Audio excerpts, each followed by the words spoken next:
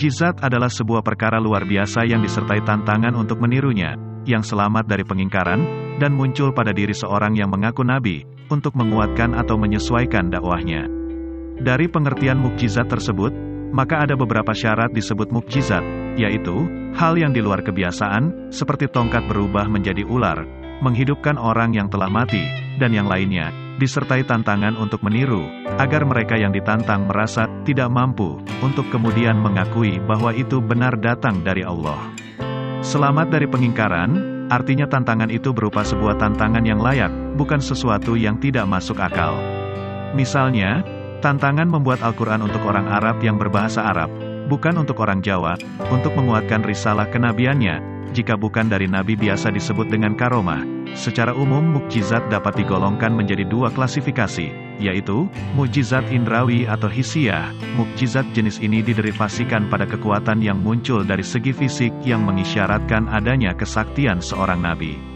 Secara umum dapat diambil contoh adalah mukjizat Nabi Musa yang dapat membelah lautan, mukjizat Nabi Daud yang dapat melunakkan besi serta mukjizat nabi-nabi dari Bani Israel yang lain. Mukjizat rasional atau akliyah. Mukjizat ini tentunya sesuai dengan namanya, lebih banyak ditopang oleh kemampuan intelektual yang rasional. Dalam kasus Al-Quran, sebagai mukjizat Nabi Muhammad atas umatnya, dapat dilihat dari segi keajaiban ilmiah yang rasional dan oleh karena itulah, mukjizat Al-Quran ini abadi sampai hari kiamat. Imam Jalaluddin As-Suyuti berkomentar mengenai hikmah pembagian mukjizat tersebut, di mana beliau berpendapat bahwa kebanyakan mukjizat yang ditampakkan Allah pada diri para nabi yang diutus kepada Bani Israel adalah mukjizat jenis fisik. Sementara, sebab yang melatar belakangi diberikannya mukjizat rasional atas umat Nabi Muhammad adalah keberadaan mereka yang sudah relatif matang di bidang intelektual.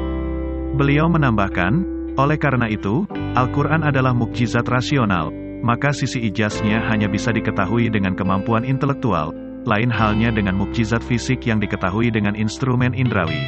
Meskipun Al-Quran diklasifikasikan sebagai mukjizat rasional ini, tidak serta-merta menafikan mukjizat-mukjizat fisik yang telah dianugerahkan Allah kepada Nabi Muhammad untuk memperkuat dakwahnya. Ada beberapa perbedaan besar antara mukjizat Al-Quran dengan mukjizat para nabi-nabi sebelumnya, yaitu, mukjizat nabi sebelumnya bersifat fisik atau hissiyah, maka habis sesuai dengan berlalunya zaman. Generasi setelahnya tidak lagi bisa menyaksikan mukjizat tersebut.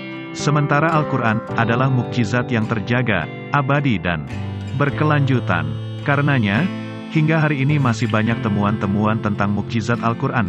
Mukjizat nabi-nabi sebelumnya terfokus pada penakjuban pandangan, sementara mukjizat Al-Quran mengarah pada pembukaan hati dan penundukan akal.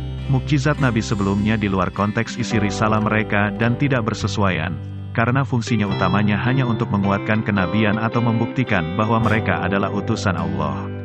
Contoh, menghidupkan orang yang telah mati, tongkat berubah menjadi ular, tidak ada hubungan langsung dengan isi kitab Taurat dan Injil.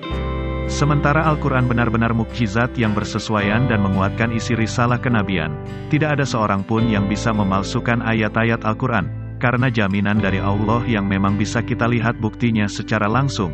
Hal ini sebagaimana dijelaskan dalam Quran Surat Al-Hijr ayat ke-9 yang artinya, sesungguhnya kamilah yang menurunkan Al-Quran, dan sesungguhnya kami benar-benar memeliharanya. Selain ditulis, Al-Quran sampai kepada kita lewat hafalan yang merupakan keunggulan bahasa Arab. Sejak diturunkan di masa Rasulullah, sebenarnya Al-Quran itu lebih dominan dihafal daripada ditulis. Bukan hanya dihafal saja, tetapi Al-Quran dibaca tiap hari 5 kali dalam sholat fardu. Kenapa lebih dominan dihafal? Karena Al-Quran itu turun dalam format suara dan bukan dalam format teks. Dan kelebihan bahasa Arab itu mudah dihafal dibandingkan menghafal kalimat dalam bahasa lainnya. Saat ini di permukaan bumi ini ada bermiliar manusia yang menghafal ayat-ayat Al-Quran sebagiannya, dan ada ribuan umat Islam yang menghafal seluruh ayatnya yang lebih dari 6 ribuan. Mereka membacanya berulang-ulang kali setiap hari, setidaknya 5 kali sehari. Sekali saja ada orang yang salah membaca Al-Quran, akan ada ribuan orang yang mengingatkan kesalahan itu. Semua itu menjelaskan firman Allah bahwa Al-Quran itu memang dijaga keasliannya oleh Allah.